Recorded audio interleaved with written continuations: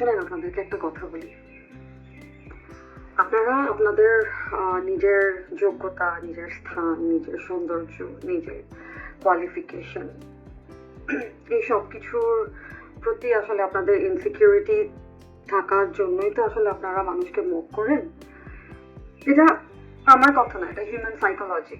এগুলো সাইকিয়াট্রিস্টরা এগুলো পড়াশোনা করে বের করেছেন, এগুলো আমার একদম কথা না।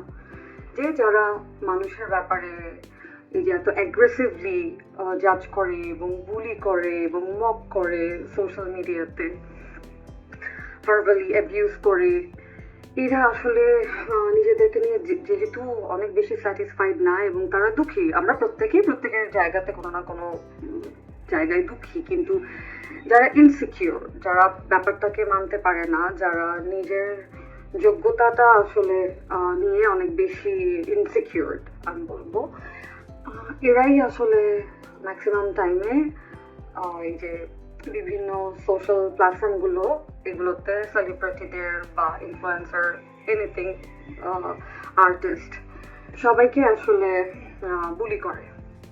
তো আমার বুলি তো আসলে ইটস বিন অলমোস্ট 16 ইয়ার্স আমাকে বুলি করা হয়।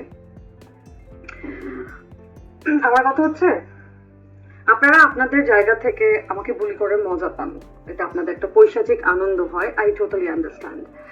বাট ঠিক যতটুকু আমাকে বুলি করছেন তার যদি 50%, মানে আমি ওরফে ব্র্যাকেটে দ্য ভিকটিম, আমাকে 50% করে বাকি 50% ক্রিমিনালটাকে খুঁজে বের করে ওকে যদি এরকম মক করতেন, ওকে নিয়ে যদি লেখালেখি করতেন, ওর চেহারাটা যদি বারবার মানুষের সামনে মানে প্রকাশ্যে আনতেন যে এই যে ক্রিমিনাল, আমরা যেমন এখন রেপিস্টকে আমরা ওনাদের ছবি দিই, রেপিস্টের ছবি দিই। একটা সময় ছিল না, যারা অ্যাসিড নিক্ষেপ করে আমরা তাদেরকে আমরা শাস্তি দিই যে রেপিস্ট, আমরা এখন তাদেরকে একটা বিশাল একটা পেনাল্টি দেওয়া হচ্ছে।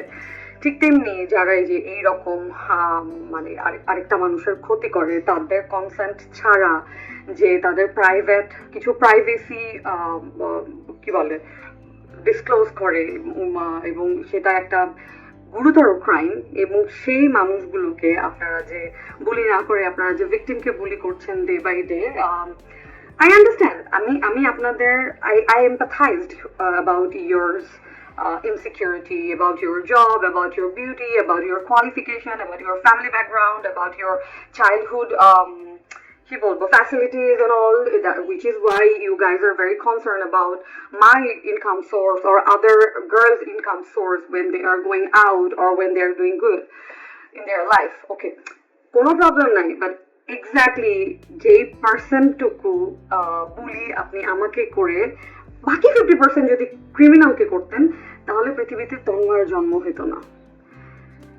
একটা 35 ইয়ার্স ওল্ড একটা ছেলে, ও কোনো মিডল এজ ক্রাইসিসেও নাই, হি ইজ ইয়াং এনাফ, ও চাইলে he can date somebody, he can actually go, এখন তো আসলে অনেক কিছু হয়, অনেক রকমের আন্ডারস্ট্যান্ডিং হয়, ও করতে পারে ওর পার্সোনালিটি দিয়ে। এই যে পারভার্সন ওর মধ্যে জন্ম হয়েছে জাস্ট বিকজ আমরা এক্স্যাক্টলি দেখিয়ে দিতে পারছি না which one is crime and কোনটাকে নিয়ে আসলে আমাদের কথা বলা উচিত, কাকে আমাদের বুলি করা উচিত, কাকে আমাদের মানে কার লাইফ আসলে আমাদের নিয়ে কথা বলা উচিত। সমাজে ক্রিমিনাল নিয়ে কথা বলা উচিত, ভিকটিম নিয়ে না। they are already their life is in trouble, their life in miserable situation, but আপনারা ঠিক যেই পার্সেন্ট একটা ভিকটিমকে বুলি করেন, ওই পার্সেন্টের হাফও যদি ক্রিমিনালটাকে বুলি করতেন, তাহলে এই তন্ময়দের জন্ম হতো না। আমরা ছোট একটা দেশ, যদিও আমাদের থেকে অনেক বেশি ওয়েল ম্যানার্ড, তারা অনেক বেশি মানে বাই হার্ট, হ্যাঁ, কেউ মানে ইয়ের ধান্দায় থাকে না যে এর থেকে একটু খাবে, এর থেকে একটু মানে এই চালাক চতুর একদম না, একদমই কাছে একটা দেশ, 1 ঘন্টাও লাগে না যাইতে, এত বেশি ডিসিপ্লিন তাদের লাইফ। আমরা এরকম একটা ছোট দেশ, আমি লাইফে যখন প্রথমে এই দেশে গেছি আমি বলছি ও মাই গড, এর থেকে তো আমার দেশ অনেক বড়। আসলেই তো বড়, আসলেই তো আমাদের দেশ অনেক সুন্দর, but just because of us, for you people, some of you people, যাদের জন্য আমরা যে কোনো দেশকে রিপ্রেজেন্ট করতে যাচ্ছি এই সমস্ত পারভার্সন দিয়ে, অ্যান্ড আই এম শিওর এই তন্ময় যখন বাংলাদেশে ঢুকবে, তন্ময়ের কিচ্ছু যাবে আসবে না। তন্ময়ের বিয়ে হবে, তন্ময়ের বউ থাকলে তন্ময়ের বউ ওর জন্য ফাইট করবে। হ্যাঁ, তন্ময়ের মা বলবে আমার আমার বাচ্চা এরকম না, দিস অ্যান্ড দ্যাট। এই প্রচলনটা এত বেশি common. But you know what, this is the high time. আমরা আসলে অনেক কিছু নিয়ে এখন কনসার্ন না।